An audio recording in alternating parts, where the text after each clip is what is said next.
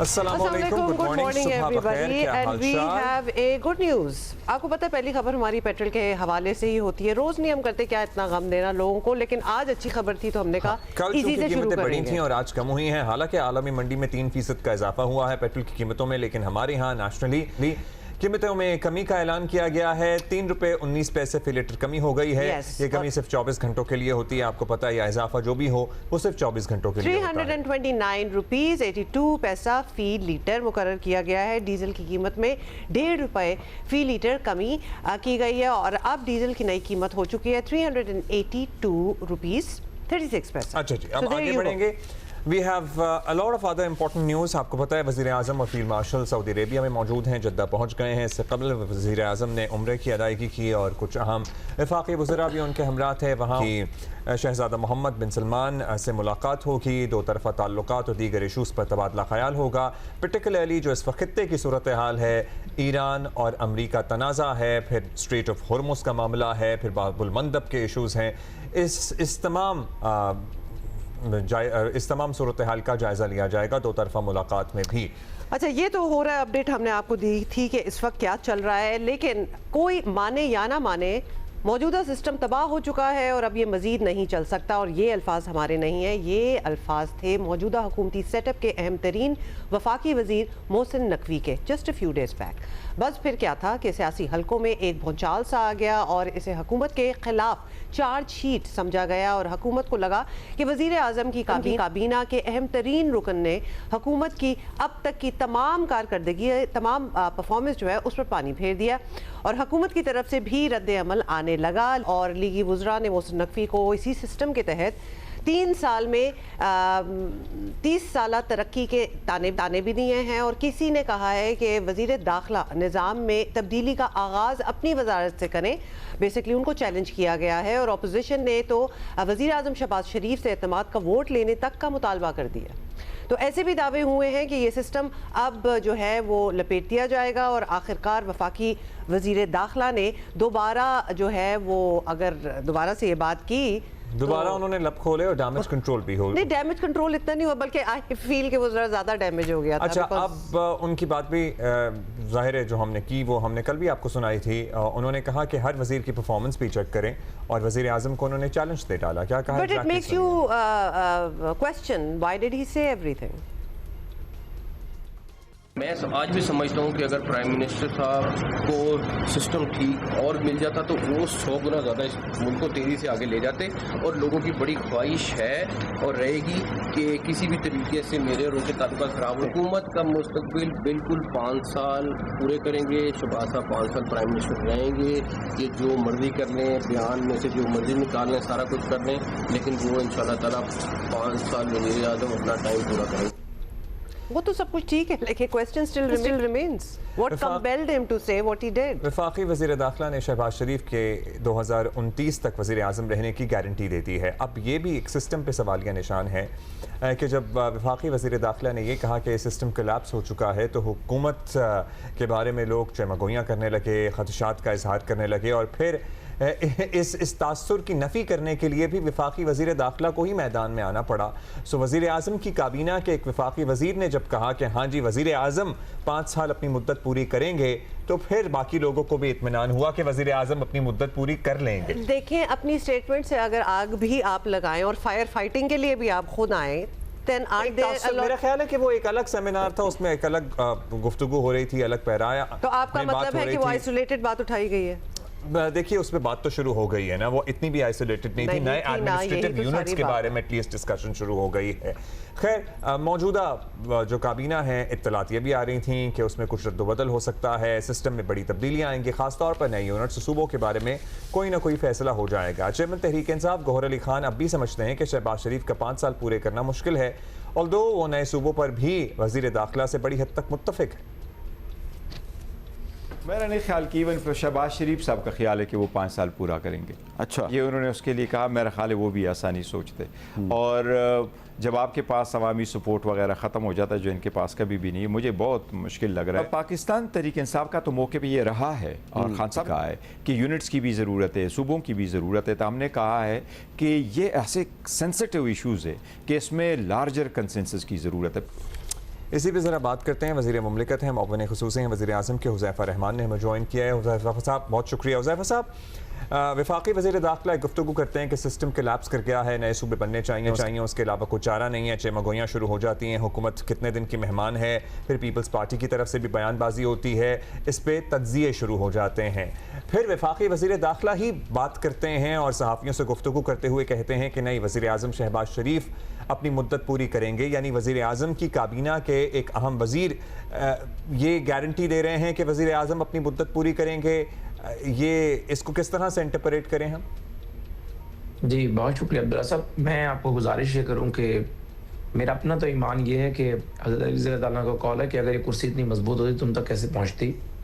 तो ना ही किसी वज़ीर के बयान देने से हुकूमत चली जाती है और ना ही किसी वज़ीर के बयान देने से हुकूमत 5 साल पूरे करती है। लेकिन चूँकि मोहसिन नकवी साहब के बयान के बाद चहमगोइयाँ हुई कि वो एक इंतहाई मौसर वजारत पे बराजमान है, अगर वज़ीर दाखिला हुकूमत के बारे में बात करें तो लामहला बिज़नेस कम्युनिटी हो, आप मीडिया के दोस्त हों या लीगल फर्टिनिटी हो, सबके जहन में एक बात आती है कि शायद हुकूमत के अंदर कुछ ना कुछ चल रहा है। तो उन्होंने अपने बयान की वजाहत कर दी और उन्होंने वही बात की जो एक आइनी कानूनी बात है कि हुकूमत अपनी 5 साल मुद्दत पूरी करेगी अगर हुकूमत के पास मेजोरिटी रहती है।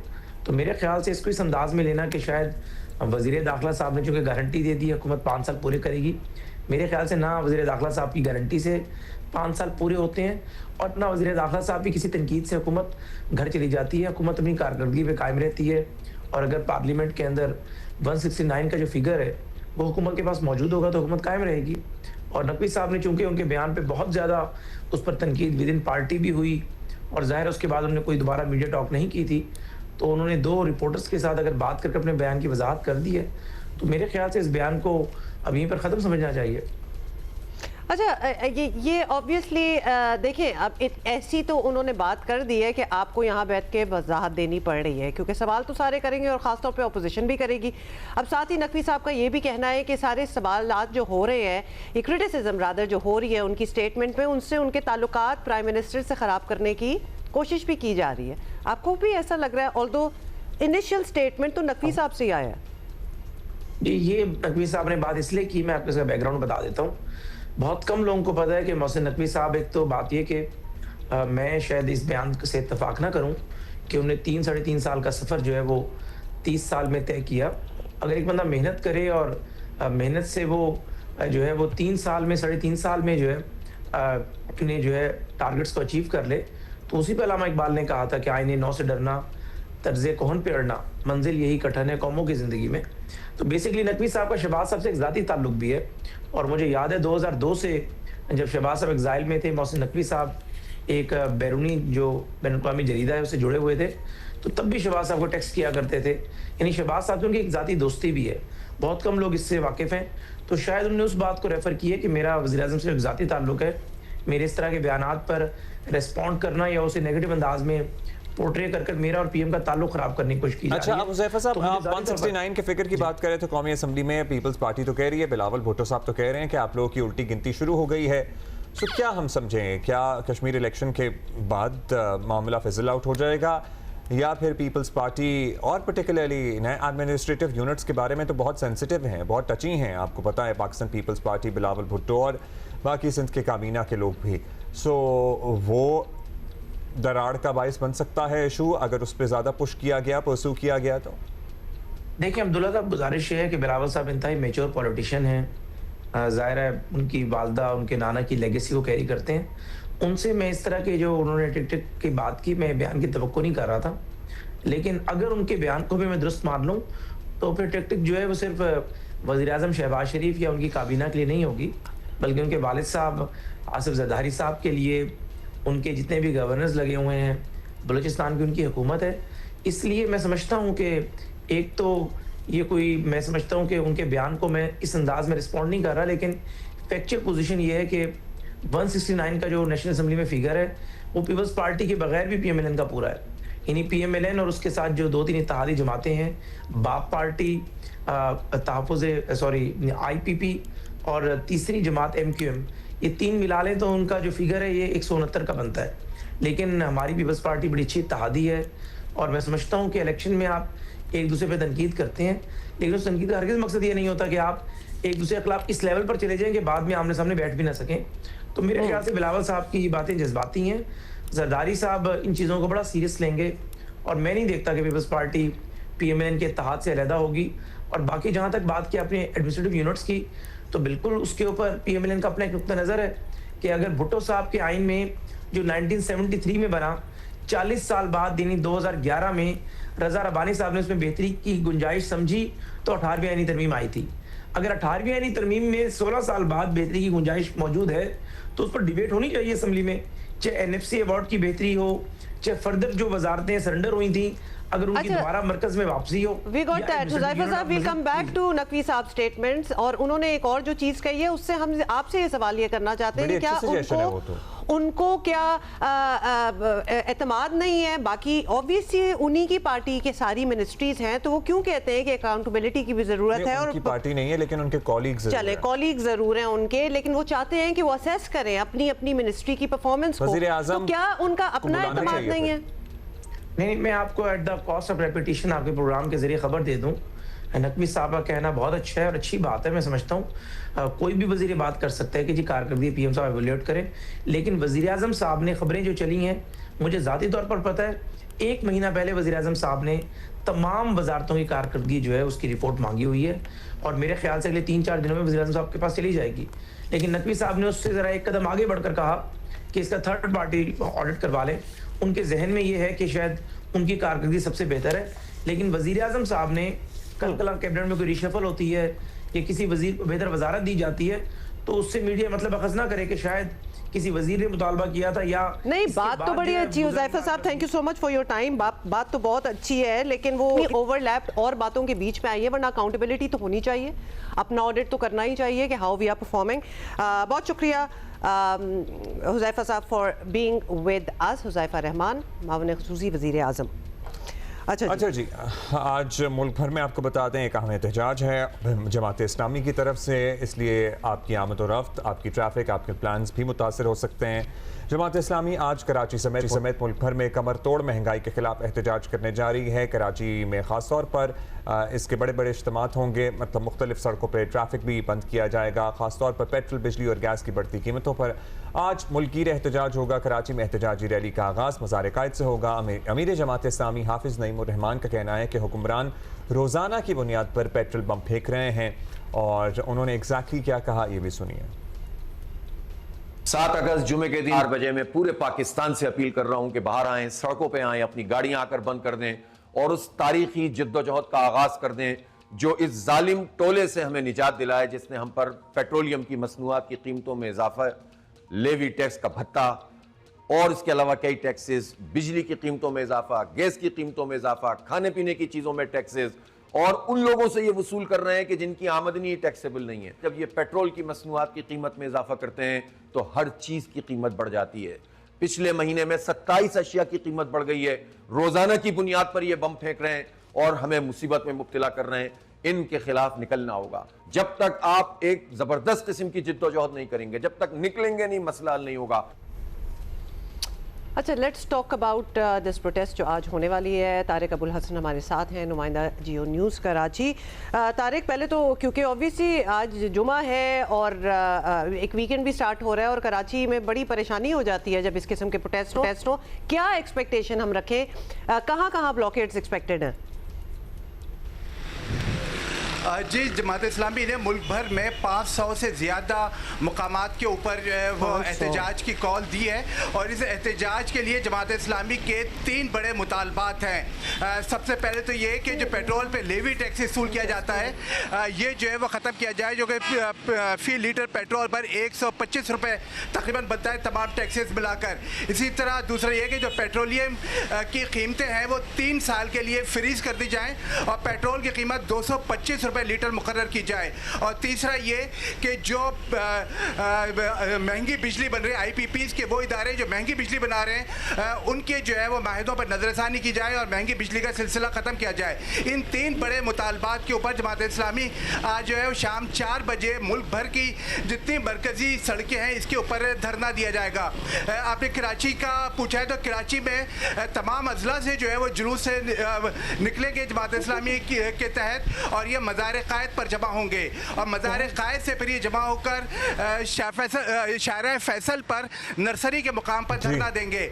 यहाँ जो हमें जमात के हुकाम ने रहनुमाओं ने बताया है, उनका कहना है कि हमें जो शारे कायदीन है ये जो है वो खुली रखेंगे ताकि जो सदर जाने वाला रास्ता है इसके लोग शारे कायदीन से आगे तारिक रोड और फिर शहीद मिल्लत से होते हुए दोबारा शारा फैसल पे आ सके।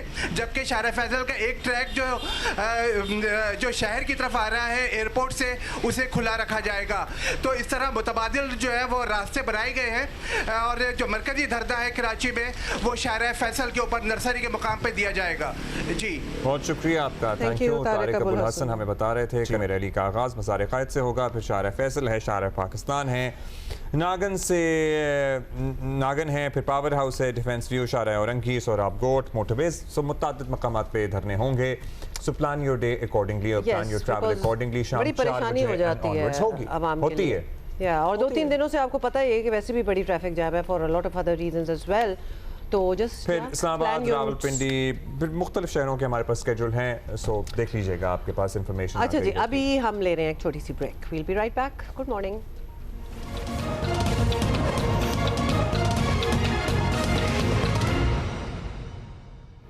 वही खबरें तो मुस्बत हैं। ईरान और ओमान के दरमियान आपने हुर्मुज़ में जहाज़ रानी के माहिदे पर इत्तेफाक होने के बाद उम्मीद हो चली है कि अमेरिका और ईरान अब दोबारा मुज़ाकरात का अमल वहीं से शुरू करेंगे जहां ये सिलसिला खत्म हुआ था। ये पॉज कर दें, कहाँ खत्म हुआ था? किसी को याद है कुछ? मतलब अभी तो शुरू ही हुआ था तो खत्म हो गया था, अभी दोबारा से स्टार्ट सारा होना पड़ेगा। मामला आपने हुर्मुज़ तक महदूद होकर रह गया है, जो शुरू कहीं और से हुआ था। ईरान ने तस्दीक की है कि आपने हुर्मुज़ पर ईरान और ओमान के दरमियान नए इंतजाम की मुफाहिमत आखिरी मरहले पर है। बाज़ ज़राए दावा कर रहे हैं कि ओमान और ईरान के इस माहिदे को अमरीका की हिमायत भी हासिल है। सदर ट्रंप ने कहा है कि हम ईरान के साथ जारी मुज़ाकरात में शामिल हैं और हमारी पेशरफ्त अच्छी है। मुमकिन है जल्द ही एक मुआहदा तय पा जाएगा और जंग जल्द ख़त्म हो जाएगी, ये भी उनका कहना था, और अपना हुर्मुज़ खुल जाएगा। अब ईरान और ओमान के दरमियान अपना हुर्मुज़ के नए रूट पर इत्तेफाक के बाद वज़ीर आज़म शहबाज शरीफ सऊदी अरब पहुँच गए हैं और वज़ीर आज़म शहबाज शरीफ सऊदी वली अहद शहज़ादा मोहम्मद बिन सलमान की दावत पर दौरा कर रहे हैं और फील्ड मार्शल आसिम मुनीर भी वज़ीर आज़म के साथ हैं। मीडिया रिपोर्ट्स के मुताबिक सऊदी अरब, पाकिस्तान और तुर्की का आज सरबरा इजलास होगा और तीनों मुल्कों के दरमियान मुश्तरका दिफाई मुआहदे पर दस्तखत किए जाएंगे। कल यमन से तशवीशनाक खबर सामने आई है और वो क्या है? वो ये है कि मौरब शहर में हुसियों के फौजी तनसीबात पर हमले में 45 से ज़ायद अफराद हलाक हो गए हैं। अरब मीडिया के मुताबिक हुसियों ने मिसाइल और ड्रोन से फौजी तनसीबात को निशाना बनाया। हुसी हमलों में नजरान में 11 शहरी जख्मी हुए हैं। मुतासरीन में 7 सऊदी, यमनी, मिस्री और 1 पाकिस्तानी शहरी शामिल हैं। इत्तेहादी अफवाज के तर्जुमान ने कहा है कि शहरियों का तहफ़्फ़ुज़ अव्वलीन तरजीह है और ऐसे हमलों का मुनासिब जवाब दिया जाएगा। सो वहाँ पे महाज गर्म ही है। हालांकि उम्मीद ये की जा रही थी कि ज़रा हुसियों वाला मामला भी संभल जाएगा। Try to decipher what is happening. Khurshid Mahmud Kasuri साहब हमारे साथ हैं, साबिक वज़ीर ख़ारजा हैं। कसूरी साहब गुड मॉर्निंग। ईरान और अमेरिका के दरमियान दोबारा जंग सी जो कैफियत थी उसमें एक है ब्रेक आ गया, शुक्र है, और अपना हुर्मुज़ पर भी ईरान और ओमान नया मैकेनिज्म जो है वो बना रहे हैं। एक स्पेस है कि इसमें दोबारा डायलॉग जो है वो शुरू हो सकता है और डायलॉग सक्सेसफुल भी शायद इंशाल्लाह हो सकता है। क्या उम्मीद रखनी चाहिए कि अमेरिका और ईरान इस मर्तबा समझदारी दिखाएंगे, बातचीत आगे बढ़ाएंगे? उम्मीद तो खैर उम्मीद पे दुनिया कायम है, लेकिन खैर इसके अलावा मैं ये कहूँगा कि ये जो बातचीत हो रही है ओमान और इनके दरमियान ईरान के, बुनियादी तौर पर ये इसलिए हो रही है कि जो क्लियर कर लिया जाए कि जो वहाँ से जहाज़ गुजरे हैं, मर्चेंट शिप्स गुजरे हैं, उनकी एक तो सिक्योरिटी इंश्योर हो सके, नंबर 2 और जो इसकी बुनियाद पर ही इंश्योरेंस कवर मिलेगा, नहीं तो कोई इंश्योरेंस कवर देगा नहीं। और जो कंपनी ओन मालिकान हैं जहाज़ों के, शायद वो वहाँ आसानी से उनको भेजेंगे भी नहीं। तो ये तो दोनों मुल्कों के मफाद में है, पूरे खलीज के मफाद में है कि कोई ना कोई अंडरस्टैंडिंग की तरफ जाया जाए। लेकिन एक भी और भी बात क्लियर है कि ईरान इशारे नहीं दे रहा, बावाज़ बुलंद कह रहा है कि इस इलाके में और ये जो ख़ित्ता है उसके इंटरनल वाटर्स हैं और उसकी जो सॉवरेंटी को आप चैलेंज नहीं कर सकते। इन अदर वर्ड जो एक मसला पहले था ही नहीं, वो अमेरिका और इज़राइल के हमले के नतीजे में एक बुनियादी नुक्ता बन गया है। आप तो गए थे एटम बम उसको रोकने, आपने उसके हाथ में ईरान के एटम बम पकड़ा दिया है। तो अब कमिंग टू योर क्वेश्चन, मैं ये समझता हूँ कि ये जो लल है, जो तातुलाई हमेशा बेहतर होता है, उसकी एक वजह यह है कि दोनों को सोचने का मौका मिलता है। ईरान में भी हार्ड लाइनर्स हैं और ऐसे लोग भी हैं जो मसलहत पसंद हैं, जो ईरान के नेशनल इंटरेस्ट को किसी और तरीके से इंटरप्रेट करते हैं, और इस्लामिक रिपब्लिकन गार्ड्स जो हैं उनको और एक इसमें इंटरप्रिटेशन है। तो अच्छा है कि अंदरूनी तौर पर मौका मिल जाता है। फिर यह है कि जो मैं इसको वेलकम इस लिहाज से ज़रूर करता हूँ, और क्योंकि इसके साथ अकम्पनिंग स्टेटमेंट्स आ रहे हैं अमेरिकन ऑफिशियल्स के कि बहुत जल्द हम अमेरिका के साथ मुआहिदा कर लेंगे, तो लग ये रहा है there is some method to this madness. अच्छा कसूरी साहब, अब एक ख्याल ये भी है कि जिस तरह ईरान और ओमान ने आपने हुर्मुज़ पर एक मुआहिदा कर लिया है, इस तरह ख़ित्ते के दीगर ममालिक भी आपस में बात करके इलाकाई तौर पर मसाइल हल कर लें और अमरीका को दरमियान में डाला ही ना जाए। Is that even possible? देखिए, आपने बड़ा अच्छा सवाल किया, लेकिन कि जी ना डाला जाए, अमेरिका तो है is the elephant in the room. So let's me answer your question. देखिए, बात यूँ है कि बात ऑलरेडी अभी होनी शुरू हो गई है और ओपनली हो रही है, और गल्फ़ के जो ड्राइंग रूम्स हैं रूलिंग एलीट के, उसमें तो डेफिनेटली हो रही होगी कि भाई इनका हमें क्या फ़ायदा हुआ, जो अड्डे आए हैं तो हमारे लिए मुसीबत बन गए हैं, हमले इनकी वजह से हो रहे हैं क्योंकि हम उनके अड्डे हैं, वहाँ अड्डों पे हमला करते हैं। उसका जो है पूरी मईशत को बेड़ा गर्क कर दिया उन्होंने, क्योंकि जो मॉडल था गल्फ़ की डेवलपमेंट का था अमन, अमन ही में टूरिज़म होती है, अमन ही में एविएशन पनपती है। यही दुबई की कामयाबी का राज था। सऊदी अरब ने यही मॉडल फॉलो करके वो आगे उन्होंने मज़ीद उसको, और आर्टिफिशियल इंटेलिजेंस भी यूएई में है तो सऊदी अरब भी ट्राई कर रहा है। ये अगर इसी तरह आर्टिफिशियल इंटेलिजेंस के मरकज़ों पे अटैक होंगे तो वो मामला भी ख़त्म हो जाएगा। तो इसलिए मैं ये समझता हूँ बातचीत तो डेफिनेटली हो रही है, हर बंदा बात कर रहा है, अमेरिकन ख़ुद बात कर रहे हैं, उनका मीडिया बात कर रहे हैं, उनके लीडर्स बात कर रहे हैं, हर जगह ये बात कही जा रही है कि इस जंग के बाद ये रिफ्लेक्शन तो एक तरह वो तो हो ही रही, अभी भी हो रही होगी। मुझे नहीं नज़र आता कि इस सूरत में अमेरिका के अड्डे रहेंगे जैसे इस वक्त है। अब ठीक है, लेकिन अगर मुज़ाकरात जो हैं वहाँ तक बात जो है वो नहीं जाती और दूसरा सिनारियो एक और जंग की सूरत में नज़र आता है जो कि बहुत ही खौफनाक होगा, do you think we might even go there? खुदा ना खास्ता इस बार दोबारा जंग का माहौल अगर बना तो खित्ते का क्या बनेगा और किस तरह के नुकसानात हो सकते हैं? Should we be apprehensive? खित्ते का बुरा हाल होगा और अमेरिका का भी बुरा हाल होगा और प्रेसिडेंट ट्रंप का उससे बुरा हाल होगा। देखिए, बात यूँ है कि क्या करेगा अमेरिका जो उसने पहले नहीं किया? हाँ, एक काम कर सकता है, लेकिन उसका नतीजा इतना खौफनाक है। वो कहते हैं हम और ज़्यादा बॉम्बिंग करेंगे। हाँ, कर सकते हैं, लेकिन उसका नतीजा क्या है? ईरान क्या करेगा? उन्होंने तो अलग ऐलान कहा कि हम अमेरिका के जो भी अड्डे हैं, उनके एलाइज के अड्डे हैं, हम उन पर हमला करेंगे। वो कौन है? मुसलमान मुल्क हैं इलाके के, जॉर्डन को ऐड कर लें खलीजी रियासतों के अलावा। ये तो इजराइल बड़ा खुश होगा कि मुसलमान से लड़े, कि सऊदी अरब, ईरान और ये सब आपस में गुत्थम गुत्था हो जाए। और मैं समझता हूँ शायद यही वजह है कि एक बहुत इम्पोर्टेंट एजेंडा होगा जो field marshal, prime minister Saudi Arab गए हैं कि इसको रोका जाए। अभी भी सऊदी अरब ने बहुत रिस्ट्रेंट दिखाई थी ईरान पे से, हालांकि हमले हो रहे थे, और गल्फ़ की रियासतों ने भी बहुत रिस्ट्रेंट दिखाई थी, क्योंकि वो नहीं चाहते थे कि इसराइल के पंजे में, इसराइल के जाल में वो फंस जाएं। इसराइल चाहता है कि जंग जो है बढ़े, क्योंकि एक वाहिद मुल्क है इसराइल, अब अमेरिका भी नहीं। जिसके प्राइम मिनिस्टर का फ्यूचर जो 100% इसमें है कि जंग होती रहे, क्योंकि उसने इतनी तबाही मचाई है, उसको डर है वो जेल जाएगा, not under just international criminal court की वजह से, बल्कि जो डोमेस्टिकली इसराइल के लॉज हैं वो भी वायलेट किए, जुडिशरी पे उन्होंने अटैक किए हैं और उन्होंने अपोजिशन को स्टाइफल किया है। उनको अपनी जेल नज़र, अपनी मुस्तकबिल जेल में नज़र आ रहा है। वो हर काम कर रहे हैं जिसमें ये जंग बढ़े। पाकिस्तान के जो दो लीडर्स गए हैं, the field marshal and the prime minister, वो ये ख़तरे से आगाह करेंगे सऊदी अरब को। ये तो क्लियर है कि जो हमारा डिफेंस ट्रीटी है उसकी जो खद्दो खाल है, उसमें जो मजबूत इम्प्रूवमेंट, उसके जो भी, वो तो डिस्कस होगा, लेकिन ये मान ही नहीं सकता कि जो इंटरनेशनल सिचुएशन है जियोपॉलिटिकल, उस पर फोकस नहीं होगा, उस पर होगा। अभी जो जहाज़ों पे अटैक हुआ इनका इजराइल हमला किया था यूक्रेनियंस ने ईरानी जहाज़ों पे, ईरान ने उसका कहा है हम जवाब देंगे इसका मतलब जंग ऑलरेडी आपको फैलती हुई नज़र आ रही है।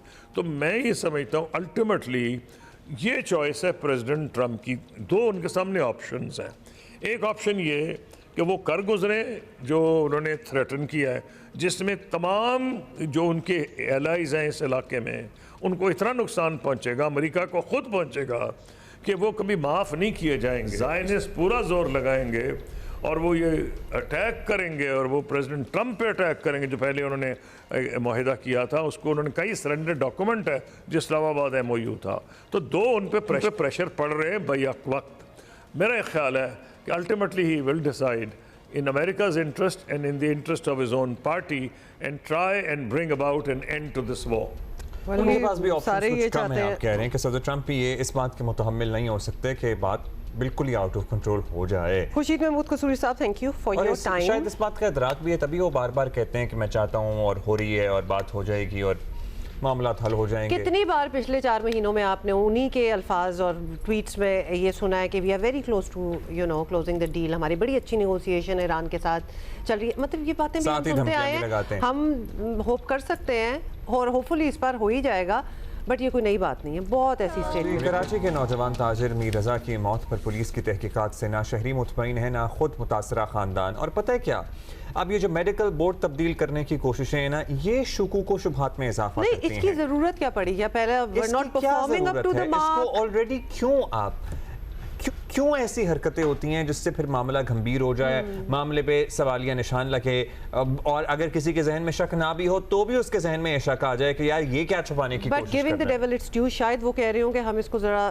सिस्टम अपना ज़्यादा रोबस्ट करें और शायद इस पे ज़्यादा आई गेस वो अपनी एफर्ट डाल रहे हैं। एनीवे, अब जो बात है ना वो कब्र कुशाई तक आ गई है और अदालती हुक्म पर आज मीर रज़ा की कब्र कुशाई होनी थी, लेकिन मेडिकल बोर्ड में अचानक, जिस तरह आपने बताया है, तब्दीली पर मीर रज़ा अली के वालिदैन ने बेटे की कब्र कुशाई और दोबारा पोस्टमार्टम से साफ इनकार कर दिया है। कल कह ही चुके थे एग्जैक्टली क्लियर कट। वो दोनों वालिदैन, मुतासरा वालिदैन शाहजेब खानजादा के शो पे थे और वो कल ही कह चुके थे कि अगर डॉक्टर सुमैया और उनकी टीम के अलावा किसी ने कब्र कुशाई और पोस्टमार्टम किया तो we would not allow it, we would not. तो बेसिकली उनका एतमाद जो है वो डॉक्टर पे ही है और उनकी टीम पे है। अच्छा, कराची में कत्ल नौजवान के वालिद मीर हुसैन जो हैं, उन्होंने जियो न्यूज़ से गुफ्तगू में कहा कि वो कब्र कुशाई के लिए तैयार होते हुए तो रात के अंधेरे में मेडिकल बोर्ड तब्दील कर दिया गया और मेडिकल बोर्ड को इजाज़त नहीं देंगे, कब्र कुशाई नहीं करने देंगे। और बोले हमारी बात सच हो गई कि मीर रज़ा के कत्ल में बाअसर लोग शामिल हैं। वो पहले दिन से कह रहे हैं कि मीर रज़ा का कत्ल किया गया और गुस्ल के वक्त मीर रज़ा के सर पर चोटें थी, तो बेसिकली टॉर्चर साइंस थे और मीर रज़ा की हथेलियों पर जो थी ना स्किन नहीं थी। लवाहिकीन के वकील जिब्रान नासिर ने कहा है कि रात के अंधेरे में डाका डाला गया, दिन में कोई और डॉक्टर्स बताए गए, रात में मेडिकल बोर्ड तब्दील कर दिया गया। आप दूसरे शहरों से डॉक्टर्स ला रहे हैं, कराची से एक डॉक्टर नहीं मिला आपको जो मेडिकल कर सके, जो पोस्टमार्टम कर सके, इसके बारे में कुछ नहीं बताया गया। पता है क्या, अब ये सारा सिनेरियो, ये इस मामले को क्लियर कट हम कह रहे हैं कि ये मशकूक बना रहा है। अगर किसी को कोई शुबा नहीं भी था ना, तो इन हरकतों के बाद 100% उसका शुबा ज़रूर बढ़ गया है, या शक उसके दिल में बैठ गया है कि if there was nothing wrong, if there was nothing to hide, why did they have to do this. Kashif Mushtaq हमारे साथ हैं, नुमाइंदा जियो न्यूज़ कराची हैं। काशिफ, ये बता दें कि आप इस वक्त कहाँ हैं और इतना कुछ हो गया, कब्र कुशाई वाला मामला अभी भी is it going on, is it going forward? देखिए हुमा अब्दुल्ला, 9 बजे कब्र कुशाई का जो प्रोसेस है वो शुरू होना था। तमाम तर मेडिकल टीम जो है वो उसे यहाँ पहुँचना था और उसके बाद कार्रवाई को आगे बढ़ाया जाना था। लेकिन चूँकि मेडिकल बोर्ड के हवाले से रात गए से ही ख़बरें आ गई, फिर नोटिफिकेशन आ गया, फिर उस हवाले से मज़ीद तहफ़्फ़ुज़ात आ गए और उसके बाद इस तमाम तर कार्रवाई को जो है वो रोक दिया गया है। इस वक्त मैं सोसाइटी कब्रिस्तान के बाहर मौजूद हैं। तमाम तर इंतज़ामात पुलिस की जानिब से यहाँ मुकम्मल कर लिए गए थे। इस पूरे एरिए को आप मेरे अकब में देख सकते हैं कि कॉर्डन किया गया और किसी भी गैर मुतल्लका शख्स को जो मेरे राइट हैंड की जानिब टेंट लगाया गया है उसके अंदर जाने की इजाज़त नहीं दी जा रही। लेकिन इसके बावजूद तमाम तर चीज़ों को यहाँ होल्ड डाउन कर दिया गया है और अब जो इस केस के वकील हैं उनकी जानिब से बाकायदा तौर पर एक रिटन एप्लीकेशन जो है वो जैसे ही मजिस्ट्रेट यहाँ पहुँचे हैं इस केस के, तो मजिस्ट्रेट के हवाले जो है वो रिटर्न एप्लीकेशन की गई और उसके बाद वो एप्लीकेशन जो है वो इस केस के SIO के पास कर दी गई। अब जो तफ्तीशी अफसर है वो वालिदैन का बयान ले रहा है और बयान ये लिया जा रहा है इस वक्त इस टेंट के अंदर के उन्हें जो है वो एक कब्र कुशाई का मामला मशकूक लग रहा है और इस हवाले से वो कब्र कुशाई नहीं होने देंगे। अब बताया जा रहा है कि एक मेडिकल बोर्ड जो 8 रुकनी गुज़िश्ता शाम बनाया गया था और फिर रात गए उसे तब्दील किया गया और उसमें हैदराबाद के कुछ लोग भी शामिल कर दिए गए अस्पताल के। ताहम इस हवाले से जो 5 रुकनी बोर्ड एक नया बनाया गया था, ये गालिबन ये सरसरी पूछगछ के अलावा पहली दफा है कि इस केस के इन्वेस्टिगेशन ऑफिसर्स वालिदैन का बयान ले रहे हैं। जो मुद्दई मुकदमा होते हैं ये कानूनी कार्रवाई का एक हिस्सा होता है उनका बयान लिए जाना, लेकिन इतने रोज़ गुजरने के बावजूद भी जो फैमिली के वकील हैं वो कह रहे थे कि मुद्दई मुकदमा का बयान लिया ही नहीं गया। देखिए अमूमन प्रैक्टिस ये होती है, बिल्कुल आप ठीक कह रहे हैं कि जब कोई केस रजिस्टर्ड होता है तो उसके बाद जो उस केस का इन्वेस्टिगेशन अफसर होता है वो फौरी तौर पर जो मुद्दई फैमिली है या फिर जो उस केस का मुद्दई है उसका 161 और 164 का जो बयान है वो कलमबंद किया जाता है। वो बयान नहीं लिया गया और उसकी वजह से भी इस केस को मशकूक करार दिया गया और इन्वेस्टिगेशन को एक तरफा कहा गया कि ये इन्वेस्टिगेशन को एक तरफ ले जाया जा रहा है। तो उस हवाले से काफ़ी ज़्यादा शक व शुबात पाए गए थे, लेकिन अब कब्र कुशाई के मामले को लेकर इस मामले को होल्ड कर दिया गया है और ये कहा जा रहा है कि जो इन्वेस्टिगेशन टीम है उसके ऊपर भी जो है तहफ़्फ़ुज़ात जाहिर किए जा रहे हैं और उसको भी चेंज करने के लिए जो इस केस के वकील हैं उनकी जानिब से बताया जा रहा है कि पुलिस को भी वो इस हवाले से जो है वो ख़त लिखेंगे और कहेंगे कि इस इन्वेस्टिगेशन टीम को भी जो है वो तब्दील करने के लिए सिफारिश की जाए। ताहम इस हवाले से भी कोशिश की जा रही है, लेकिन अब मामला यहाँ इस तरह कि जो इस केस की पुलिस सर्जन हैं डॉक्टर सुमैया वो यहाँ पहुँच चुकी हैं, मजिस्ट्रेट यहाँ पहुँच चुके हैं, जितने भी इस टीम के दीगर लोग थे 3 से 4 लोग CPLC के एक रहनुमा थे, मेंबर थे, वो भी यहाँ पहुँच चुके हैं, लेकिन अब तक कोई भी कार्रवाई आगे नहीं बढ़ाई गई है। जो मेन कब्र के एतराफ टेंट लगाया गया था उसके रास्ते बंद कर दिए गए हैं, फैमिली के लोग वहां बैठे हुए हैं और उनकी जानिब से कहा जा रहा है कि किसी भी सूरत जब तक इस मामले को हतमी शक्ल नहीं दी जाएगी तब तक नहीं कार्रवाई करने दी जाएगी। अच्छा डॉक्टर सुमैया, आप दोबारा बताइएगा, वो जो मेडिकल बोर्ड तश्कील दिया गया था अदालती हुक्म पर, वो तमाम टीम मेंबर्स भी यहाँ मौजूद हैं और जो उसके बाद तब्दीली की गई वो तमाम लोग भी क्या मौजूद हैं? 2 टीमें हैं? नहीं अब्दुल्ला, मैं इसको करेक्ट करूं आपको कि जो पहला जो अदालती हुक्म के बाद मेडिकल बोर्ड तश्कील दिया गया था उस टीम के तमाम तर लोग यहां पहुंच चुके हैं, लेकिन जो रात गए एक नोटिफिकेशन जारी किया जिसमें हैदराबाद के लोग भी शामिल किए गए थे हेल्थ डिपार्टमेंट की जानिब से, वो लोग अब तक यहां नहीं पहुंचे हैं। मजिस्ट्रेट यहां पहुंच चुका है, मजिस्ट्रेट की जानिब से जो बयान है वो भी सुन लिया गया। उसके बाद कब्र कुशाई के तमाम तर मामला जो है वो डॉक्टर सुमैया और उनकी टीम यहां मौजूद है और बयान जो है वो इस सूरत में लिया जा रहा है कि आया वो कब्र कुशाई होने देंगे या नहीं, तो उनकी जानिब से रिटन स्टेटमेंट जो है वो जमा करवा दिया गया है और उसमें ये बताया गया है कि अब कब्र कुशाई जो है वो तब तक नहीं होने देंगे जब तक मेडिकल बोर्ड प्रॉपर डिसाइड नहीं होता है। पुलिस की जानिब से ये भी तो कंसर्निंग बात है ना, जिनको रात को ये भी अंदिया दिया गया कि दोनों मेडिकल बोर्ड्स को जो है वो आपस में मर्ज करके कब्र कुशाई के मामले को आगे बढ़ाया जाता है, लेकिन इस पे भी जो फैमिली है वो रजामंद नहीं है और इसकी जानिब से भी एक एप्लीकेशन जो है वो रिसीव करवाई जा रही है कि इस तरह भी नहीं हो सकता है। जो पहले जो एक मेडिकल बोर्ड अदालती हुक्म पर तैनात किया गया था उस मेडिकल बोर्ड के जो लोग यहाँ पहुंचे उनकी मौजूदगी में कब्र कुशाई के मामले को आगे बढ़ाया जाए। अच्छा, ये भी तो बहुत बड़ा सवाल है कि अगर मेडिकल टीम चेंज कर ही दी है और बाहर से बुलाई गई है, नई टीम है जिनको नोटिफिकेशन जा चुकी है, उनको सुबह होना चाहिए था कि नहीं होना चाहिए था फॉर दिस वेरी प्रोसेस? तो उनको क्या ऑर्डर्स मिले, उनको क्या इंस्ट्रक्शंस मिली कि वो आए भी नहीं? फाइन, फैमिली अभी नहीं करवाना चाह रही कुछ भी, जब तक ये पूरा उसका उस टीम से कुछ नहीं करवाना चाहिए, दैट्स अनदर स्टोरी। लेकिन वो टीम किधर है? वो टीम क्यों नहीं पहुंची?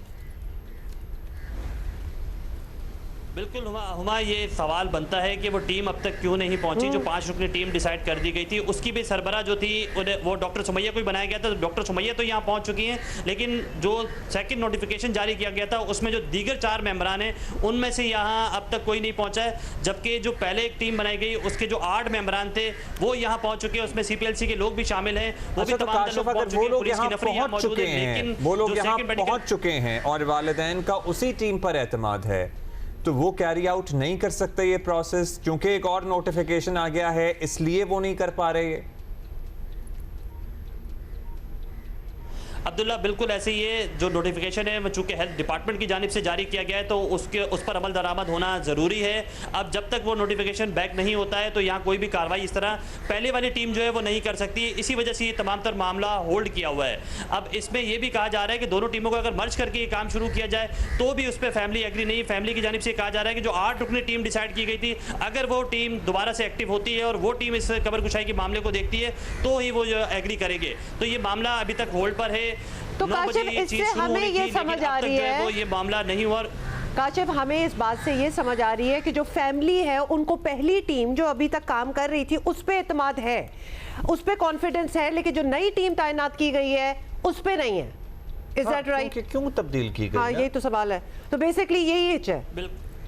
बिल्कुल ऐसा ही है। देखें, जब फैमिली से 2 रोज़ कबल मेरी बात हुई, फिर गुज़िश्ता सुबह भी बात हुई, तो उनकी जानिब से कहा जा रहा था कि अगर जो मेडिकल बोर्ड वो बनाना चाहते हैं, चूँकि मामला पहले ही मशकूक हुआ, पहले ही डॉक्टर उसामा की जानिब से जो MLO पेश की गई उसमें बहुत ज़्यादा गलतियाँ थी, तो उनकी जानिब से खदशा जाहिर किया गया कि वो अपनी मर्ज़ी के लोग इसमें बताना चाहते हैं। फिर मजिस्ट्रेट के पास जब इस मामले को रखा गया तो उनकी जानिब से भी नाम दिए गए। मजिस्ट्रेट की अपनी मर्ज़ी की जानिब से उन्हें जो है हिदायत जारी की पुलिस सर्जन को कि एक मेडिकल टीम तश्कील दी जाए, जिस पर पुलिस सर्जन या हेल्थ डिपार्टमेंट की जानिब से एक मेडिकल टीम जो है वो बना दी गई। फिर रातों रात उस मेडिकल टीम में चेंजिंग कर दी गई। फिर ये अब ये कहा जा रहा है कि दोनों मेडिकल जो टीम बनाई गई है उनको मर्ज किया जाता है। ये मामला समझ में नहीं आ रहा कि ये वालिदैन कह रहे थे, ग्रीफ्ड फैमिली ये बता रही थी कि जो अदालती हुक्म के तहत मेडिकल टीम बनी है हमें उसी पे एतमाद है डॉक्टर सुमैया, और उन्होंने खुद जो अपनी टीम तश्कील दी है, अगर उसमें तब्दीली की गई जो कि उस वक्त की जा रही थी और बाद में बात साबित हो गई तो वो नहीं कराएंगे मेडिकल, और फिर वहीं पे बात आकर रुकी है। अच्छा, कल इतने दिन बाद एक गोली का खौल भी मिल गया। अब एग्जैक्टली बताइएगा कि एन डेड बॉडी से कितने मीटर के फासले पे, कितने फुट के फासले से, ये कितनी दूरी पे ये खोल मिला? क्योंकि पहली बार अगर मिस हो जाना तो बहुत ही कहीं ऑब्सक्योर सी जगह पे होगा जो पहले नजर ही नहीं आया। और जो तस्वीर थी उसमें एक सुपारी का रैपर पड़ा हुआ है, मतलब इट्स क्लियर कट सामने नजर आ रहा है। अगर इतनी दफा उस जाए वक़ुआ की तलाशी दी गई तो कैसे मिस हो गया? क्यों नहीं मिला?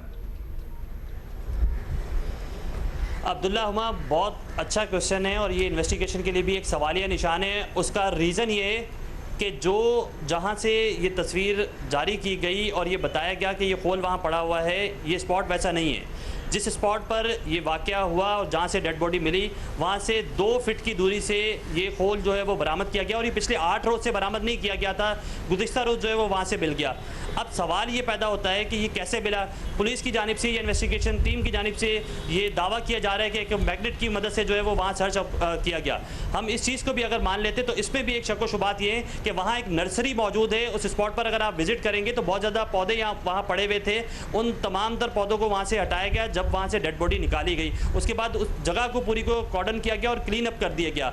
उसके बाद वहाँ सर्च किया गया, वहाँ कोई चीज़ नहीं मिली। फिर 8 दिन बाद उसी जगह से वहाँ से एक होल मिल जाता है। तो ये एक मामला काफ़ी ज़्यादा मशकूक है और इस हवाले से ना सिर्फ मीडिया को तहफ़्फ़ुज़ात है या मीडिया इस बारे में इन्वेस्टिगेशन कर रही है, बल्कि हमारी इस केस के वकील से जब बात हुई तो उनकी जानिब से कहा जा रहा है कि आज खोल बरामद कर दिया गया है, कल को यहाँ से वेपन भी इसी तरह बरामद कर दिया जाएगा। तो ये वेपन या खोल जो है ये फौरी तौर पर क्यों नहीं बरामद हुआ था? अगर 8 रोज बाद वहाँ से खोल मिल जाता है और सिर्फ 2 फीट की दूरी से मिल जाता है तो ये सवालिया निशान इन्वेस्टिगेशन टीम के लिए बहुत ज़्यादा ज़रूरी है। यानी हम तो ये इनकी एक्सपर्टीज पे क्वेश्चन उठा रहे हैं कि 2 फुट दूर था और उस वक्त नहीं मिला, 8 दिन नहीं मिल सका, और दे वर नॉट लुकिंग। फॉरेंसिक हुआ इस कॉल का ही अभी होना है?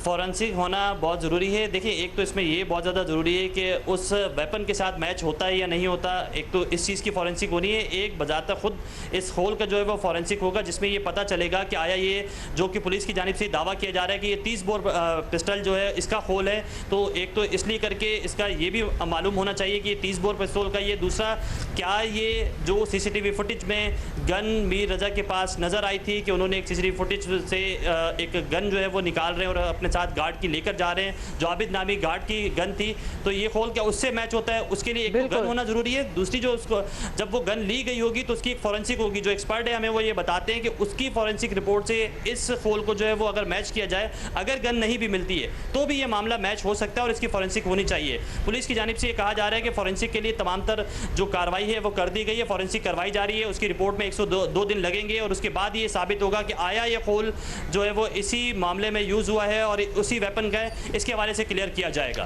अच्छा काशिफ, ये भी बताएं कि चले मेडिकल टीम से तो तहफ़्फ़ुज़ात हैं, खासतौर पे नई टीम जो बनाई गई है फैमिली को, जो कि आई नहीं, ऑब्वियसली क्यों नहीं होंगे तहफ़्फ़ुज़ात, जो पहुंचे ही नहीं है वहाँ। इन्वेस्टिगेशन टीम जो है उससे मुतमईन है फैमिली, क्योंकि ये इन्वेस्टिगेशन भी सामने हमारे ऐसे ही आ गई है। देखिए, इन्वेस्टिगेशन टीम से तो सेकंड डे से जब से इंक्वायरी प्रॉपर शुरू हुई तब से ये उनके तहफ़्फ़ुज़ात है और उनकी जानिब से कहा जा रहा है कि पुलिस इस मामले को मज़ीद मशकूक बनाती जा रही है। अब मेडिकल टीम की जानिब से भी वही कर दिया गया है, तो ये मामला मज़ीद मशकूक हो गया है कि इन्वेस्टिगेशन टीम की जानिब से ये कहा जाता है कि इस केस को 80% हल कर लिया गया है, शवाहिद इकट्ठे कर लिए गए हैं और बहुत जल्द जो है वो मीडिया पे बता दिया जाएगा। IG सिंध की जानिब से भी ये बयान दिया गया। लेकिन उसके बाद मेडिकल जब बोर्ड को मशकूक किया गया है तो उसकी वजह से ना सिर्फ इन्वेस्टिगेशन टीम पे तो पहले से ही सवालात थे फैमिली की जानिब से और वो पहले से इसे मशकूक करार दे रही थी, अब मेडिकल बोर्ड को भी जो है वो मशकूक करार दिया गया है। तो ये केस और ज़्यादा मशकूक और लेंदी होता जा रहा है। ये जितना ज़्यादा लेंदी होता जा रहा है, जब गुज़िश्ता रोज़ मेरी पुलिस सर्जन डॉक्टर सुमैया से बात हो रही थी तो उनकी जानिब से बताया जा रहा था कि पहले ही बॉडी पे सॉइलिंग है, पहले ही बॉडी डिकम्पोज हो चुकी है, तो कब्र कुशाई के बाद शवाहिद मिलना काफ़ी ज़्यादा मुश्किल है। तो ये एक ये इंपॉर्टेंट पॉइंट भी हो रहा है कि अगर इसको मजीद डिले किया गया तो जो कब्र कुशाई का मेन मकसद है वो भी किल होता हुआ नज़र आ रहा है कि जो शवाहिद हैं वो इकट्ठे उसमें से नहीं किए जा सकेंगे। अच्छा, अब जाहिर है ये मामला लटक गया है, वहाँ पे अहले खाना भी, इसके वालिदैन भी, दोस्त अहबाब भी मौजूद हैं, अपेरेंटली डॉक्टर सुमैया भी मौजूद हैं, everybody is still there, magistrate भी कौन फैसला करेगा अब इस मामले का? क्या क्या अहकामात आएंगे, किसकी तरफ से आएंगे कि और काशिफ, अगर फैमिली मना भी कर देती है कब्र कुशाई से तो क्या by the order of court ये किया जा सकता है अगेंस्ट देयर विल? देखिए, फैमिली की मर्जी इसमें शामिल होना ज़रूरी है। मजिस्ट्रेट यहाँ पहुँच चुके हैं और वो तमाम तर तहफ़्फ़ुज़ात उनके भी महफूज कर रहे हैं और इस हवाले से इन्वेस्टिगेशन भी कर रहे हैं, साथ साथ ऑर्डर भी पास कर रहे हैं। अब से कुछ देर बाद जो है वो ये ऑर्डर मुमकिन तौर पर यहाँ जारी होगा कि इस मामले को आगे लेके कैसे चलना है, चूँकि मजिस्ट्रेट की जानिब से यही तमाम तर कार्रवाई जो है वो शुरू कर दी गई है। इस हवाले से तमाम तर चीज़ें भी की जा रही हैं। मैं सबसे पहले चाहूँगा कि मेरे कैमरामैन जो मोहम्मद साजिद है वो आपको एक नज़र दिखा दें। आप ये देख सकते हैं मेरे जो पीछे आपको रश नज़र आ रहा है, ये तमाम तर जो दोस्त हैं, जो अहले खाना हैं, जो रिश्तेदार हैं उनके, वो यहाँ पहुँचे हुए हैं। जो बिल्कुल ये टेंट ब्लैक कलर का आपको नज़र आ रहा होगा, इसके अंदर तमाम तर कार्रवाई हो रही है। मजिस्ट्रेट यहाँ मौजूद हैं, पुलिस सर्जन यहाँ मौजूद हैं, जो मेडिको लीगल टीम है वो यहाँ पहुँच चुकी है। पुलिस की एक नफरी ना सिर्फ लेयर के बाहर मौजूद है बल्कि अंदर मौजूद है। और बिल्कुल मेरे ये जो सीधे हाथ की जानिब आप दीवार देख रहे हैं, ये मेन कब्रिस्तान की दीवार यहाँ से शुरू हो जाती है और वहाँ भी जो है वो टेंट लगाया गया और इस तमाम तर कार्रवाई को यहीं से ऑपरेट किया जा रहा है। अब इस जो यहाँ कनाते लगाकर पूरे इस सड़क को बंद किया गया है। इस कैंप के अंदर जो है वो तमाम तर मेडिकल की टीम, मजिस्ट्रेट और पुलिस की नफरी मौजूद है। आईओ की जानिब से इब्तदाई तौर पर बयान कलम बंद किया जा रहा है पेरेंट्स का। जब वो बयान ले लिया जाएगा जिसमें उनके तहफ़्फ़ुज़ात सामने आ जाएंगे, उसके बाद मजिस्ट्रेट अपनी तरफ से एक चीज़ जो है वो जाहिर करेंगे और मेडिकल बोर्ड के हवाले से जो है वो तफसीलात फराम करेंगे कि आया मेडिकल बोर्ड यही होना चाहिए, चेंज होना चाहिए, या जो दूसरा नोटिफिकेशन जारी किया गया उसमें जो लोग मेडिकल बोर्ड के रखे गए थे वो अब तक यहाँ क्यों नहीं पहुँचे, तो उनके हवाले से भी तमाम तर तफसीलात जो है वो सामने आएंगी। बहुत से सवाल हैं Kashif Mushtaq, thank you so much. सवालात दर सवाल और फिर उसके ऊपर सवालात, बल्कि ये मामला मशकूक बनाने की क्या ज़रूरत थी, इसकी लॉजिक समझा दे। क्या ज़रूरत थी? अगर ऑलरेडी एक इतनी फैसला हो complication गया है। अदालत की तरफ से, एक मेडिकल बोर्ड बन गया, आपकी इदाराती अगर ड्रिफ्ट है तो आप उसको बाद में सेटल करें। आप क्यों एक ऑलरेडी कॉम्प्लिकेटेड इशू को मशकूक बना रहे हैं? और पता Why are you doing है this? अफसोस इस बात का होता है कि this is not the first time. ये ऐसी चीज़ें आपको पता है कि और कॉम्प्लिकेट करेंगी मामला, सो होल्ड पॉज करें थोड़ा सा एंड लेट इट गो। जिस तरह चल रहा है बीच में, मतलब इतना ऑलमोस्ट ग्लोबली हो गया है ये मामला, तो because everybody wants to know what happened. Parents की भी रिजर्वेशंस हैं बीच में, आप नई नई टीमें बीच में डाल रहे हैं। a lot is confusing over there। अच्छा, आपको पता है कि बारिश हमारे यहाँ तो खैर हम कराची की बात कर रहे हैं, कुछ खास क्या हुई नहीं, लेकिन जहाँ हो रही है वहाँ इतना ज़्यादा हो रही है कि लैंडस्लाइडिंग तक हो रही है। कराकोरम हाईवे जो है ना वो अभी कुछ देर पहले ही पार्शियली खोला गया है क्योंकि वहाँ इतनी लैंडस्लाइडिंग हुई है कि it had to be closed. अच्छा, वैसे कराची का मौसम बड़ा सुहाना सा, शायराना सा चल रहा है, ये तो है। मतलब अब्र आलूद, कभी कहीं हल्का सा छींटा पड़ जाता है, फुहार सी हो जाती है, हवा भी अच्छी है, हवा भी ठंडी है, ठंडी है। शहर में मुसलसल बादलों का डेरा है, लिटरली डेरा है, और खुशगवार सी हवा चल रही है। शहर ने थोड़ी सी बारिश की सूरत में अभी मानसून की हल्की सी की झलक देखी है, उसे बारिश क्या कहें, मगर आसार बता रहे हैं कि बादल कभी भी बरस सकते हैं। वैसे ये तो 2 महीने से चल रहा है, तो बरस नहीं रहे हैं बादल। अच्छा, ये हमने कह तो दिया है, लेकिन ये don't hold it against us, क्योंकि हमें नहीं लगता बरसने वाले हैं, but it looks beautiful and it is so much better than, आपको पता है ना, मैं अभी पंजाब से होके आई हूँ, लाहौर से, जो गर्मी है वहाँ, ऑल्दो बारिशें बहुत हो रही हैं, it's green and beautiful and all that, but it is seriously hot. हमारे यहाँ वो लेवल नहीं है। तो मुल्क के दीगर इलाकों की बात अगर हम कर लें तो NDMA वालों का कहना है कि आइंदा हफ्ते मानसून सीजन की मजीद बारिशें जो हैं वो तवक्के हैं। इस्लामाबाद, रावलपिंडी, खैबर पख्तूनख्वा, पंजाब, सिंध और आज़ाद कश्मीर के मुख्तलिफ इलाकों में मजीद बारिशें हो सकती हैं। मतलब मजीद तो वहाँ हो सकती हैं, हमारे यहाँ का कुछ कहा नहीं जा सकता। शहरी इलाकों में अर्बन फ्लडिंग और पहाड़ी नदी नालों में तूफ़ानी का भी खदशा जाहिर किया जा रहा है। सो इसी पे ज़रा बात कर लेते हैं। हमारे साथ मौजूद हैं अंजुम नज़ीर सेगम साहब, डिप्टी डायरेक्टर महकमा मौसमियात। बहुत शुक्रिया अंजुम साहब। अंजुम साहब, let's start with our city. Karachi के बारे में पहले बता दीजिए, मौसम खुशगवारी है, कई हफ्तों से खुशगवार है। पिछले वीकेंड पर थोड़ी सी बारिश हुई थी, 2 दिन शदीद गर्मी रहने के बाद। अभी कोई बारिश की सूरत बनती नज़र आ रही है आपको? जी बहुत शुक्रिया अब्दुल्ला। देखें, आपने खुद बताया कि जब कोई system close to the Karachi होता है या सिंध की तरफ गामजन होता है तो उसकी वजह से जो क्लाउड मास, जो क्लाउड कवर कराची का है या जो कराची का यूजुअल वेदर है वो चेंज हो जाता है, थोड़ी सी गर्मी होती है, हवा बंद हो जाती है। जी बिल्कुल, हवा बंद हो जाती है, हब्स की कैफियत जैसा कि हमने लास्ट वीकेंड पे देखा। But unfortunately we can't get the rain as we expected, although कि हम लाइट रेन ही एक्सपेक्ट कर रहे थे, बट वो हुई लेकिन बहुत ज़्यादा आइसोलेटेड हुई, वाइड स्प्रेड पूरे सिटी में नहीं हुई, कुछ इलाकों में हो गई। और उसके बाद हमने ये देखा कि मौसम फिर अपना कराची का usually back to its own में आ गया है और ये कंटिन्यू लास्ट करेगा, क्योंकि there is no any chance of any heavy rainfall in the Sindh including Karachi during next 10 days. There you go, बड़ा कैटेगोरिकली आपने कह दिया। तो हम ये जिस तरह मौसम बना हुआ है उसी को थोड़ा थोड़ा एंजॉय कर लें। हमारा ये मॉनसून तो बारिश के बगैर ही निकल जाएगा फिर ऑलमोस्ट। अंजुम साहब देखें, वो बात जैसा कि कंटिन्यूटी में ही आती है कि this is an El Nino year, तो आपके जो वेदर पैटर्न जो हैं वो काफ़ी हद तक चेंज हो जाते हैं। बट अब हम ये देख रहे हैं कि हमने ये परसेप्शन ले लिया था कि जी एल नीनो है, तो अगर हम बात कर रहे हैं कि बिलो नॉर्मल रेनफॉल्स होंगी तो इसका मतलब है बारिश नहीं होगी। लेकिन साथ साथ ये भी बताया गया था कि बारिश तो होगी, लेकिन देखें जो रेन पॉन एरियाज़ हैं उनके एवरेजेस ज़्यादा होते हैं। अगर मैं आज सुबह तक के डाटा की बात करूँ तो स्टिल इतनी बारिशों के बावजूद 1 जुलाई टिल 7 अगस्त पाकिस्तान का जो रेनफॉल है वो 1% डेफिसिट में है। और इस पे सिर्फ 2 हमारे एरियाज़ GB और पंजाब जो हैं वो पॉजिटिव हैं, बाकी सब नेगेटिव है। यानी कि जीबी में हमारे पास तकरीबन 95% अबव रेनफॉल है और पंजाब में 14%। रेस्ट ऑफ द कंट्री जिसमें इवन एजे के भी है, यानी कि जम्मू कश्मीर के एरिया में भी अभी तक -3.8% बारिश है, यानी कि डेफिसिट में है।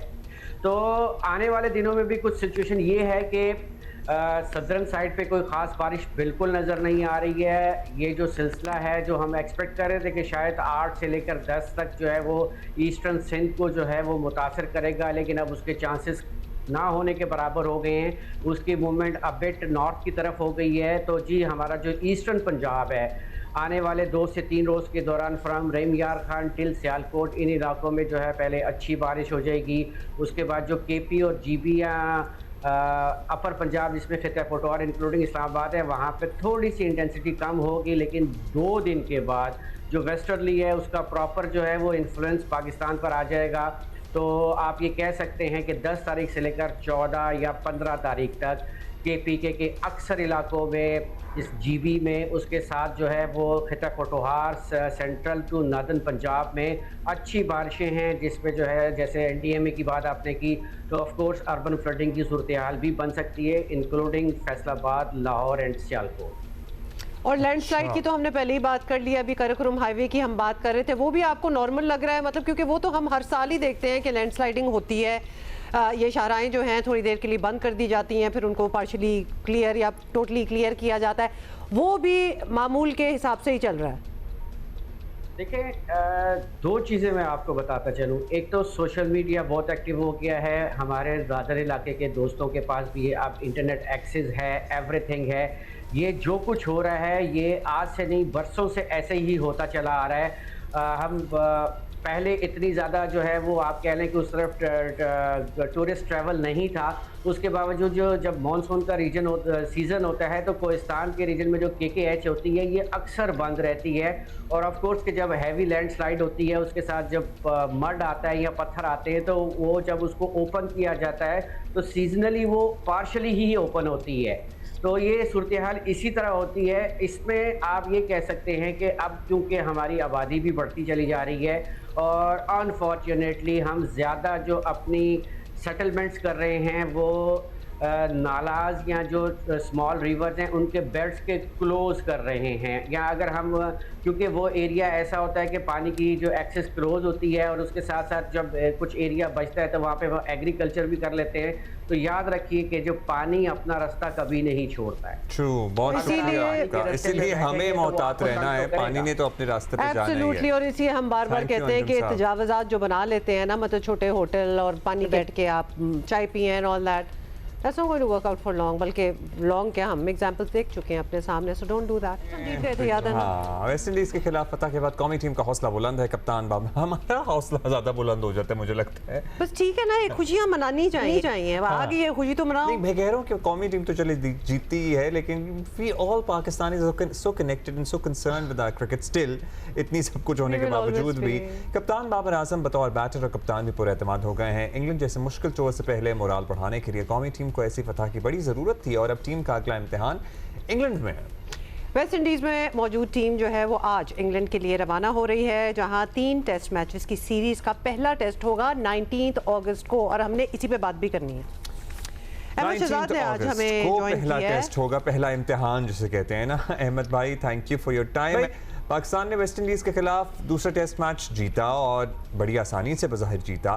पहले मैच से दूसरे मैच में ऐसा क्या फ़र्क किया हमने, क्या तब्दीली आई हमारी स्ट्रैटेजी में, एटीट्यूड में, खेल में, कि नतीजा भी बदला? फिर देखिए, सबसे पहले तो पाकिस्तान की लक बहुत ज़बरदस्त थी, विच इज़ के वेस्ट इंडीज़ ने बहुत बड़ी गलती की है कि पाकिस्तान जो कि एशियन टीम है और अपने होम ग्राउंड के अंदर स्पिनिंग ट्रैक्स बनवा के खेल रही है और जीत रही है, तो उनको पहला मैच हराने के बाद जो कि सीमिंग कंडीशन में था, दूसरा मैच वेस्ट इंडीज़ ने पाकिस्तान को स्पिन फ्रेंडली पिच प्रोवाइड करके एक बहुत बड़ी गलती की है। सो आई वुड से पाकिस्तान में रिमेन रियली लकी।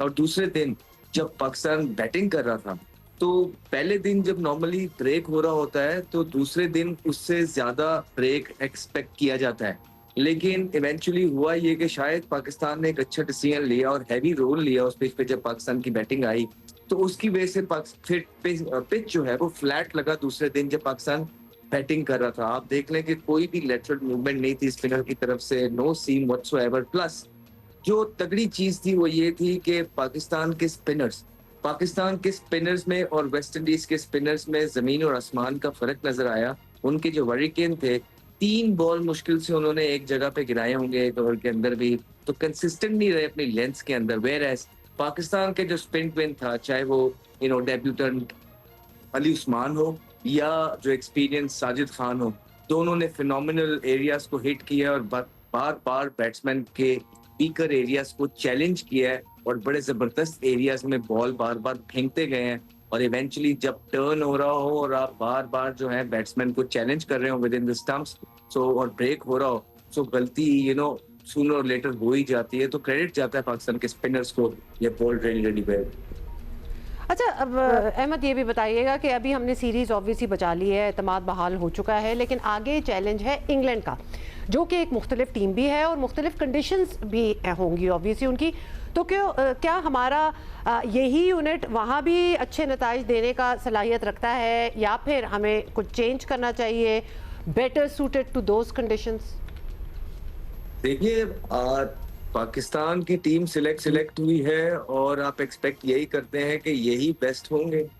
और पाकिस्तान की टीम में आप देखें कि जब अपनी अपनी चीज़ें सारी ठीक हो रही होती हैं, सिलेक्शन ठीक होती है, पिच सही रीड किया जाता है, जो है ना, और आपके जो बल्लेबाज हैं वो रिस्पॉन्सिबिलिटी लेते हैं, लूज शॉट नहीं मारते हैं, और आपके फील्डर कैचेस पकड़ते हैं और बॉलर अपने प्लान्स को बार बार हिट करते हैं, तो नतीजा किसी भी टीम के हक में आ सकता है, चाहे वो कोई भी टीम हो। किसी अच्छी टीम और किसी बुरी टीम में यही फर्क होता है कि ये जो तमाम चीज़ें मैंने आपको गिनवाई हैं, अच्छी टीम जो होती है ये तमाम चीज़ें या ज़्यादातर चीज़ें इनमें से ठीक करती हैं, और जो ऑर्डिनरी टीम होती हैं उनका कभी कभार जब दिन हो या अगली टीम बुरा खेल जाए या बुरे प्लान्स एग्जीक्यूट कर ले, तब उन जो है ना वो टीम अच्छी नज़र आती है। सो पाकिस्तान ने अगर अच्छी टीम बनना है तो उनको कंसिस्टेंट होना है, अपनी सिलेक्शन ठीक करनी है, और फिर आप देखिए ना कि पूरे पाकिस्तान को मद्देनजर रखिए और पूरे पाकिस्तान के अंदर से सिलेक्शन होनी चाहिए।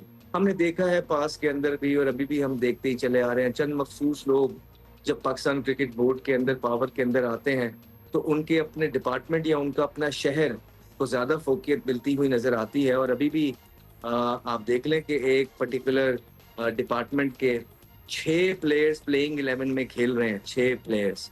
तो ये बहुत बड़ी बात है और यही बात है जो हम सदियों से करते ही चले आ रहे हैं, रोज रोज करते हैं कि इसका नुकसान इवेंचुअली पाकिस्तान टीम को होता है। So those who are in control, in charge, उनको ये तमाम चीजें देखनी चाहिए कि ये टीम पूरे पाकिस्तान की टीम है और पूरे पाकिस्तान के जब बेस्ट खिलाड़ी आप सिलेक्ट करके पाकिस्तान टीम के अंदर डालते हैं, उनको मौके मिलते हैं, तो फिर बीच में से रिजल्ट्स भी आते हैं।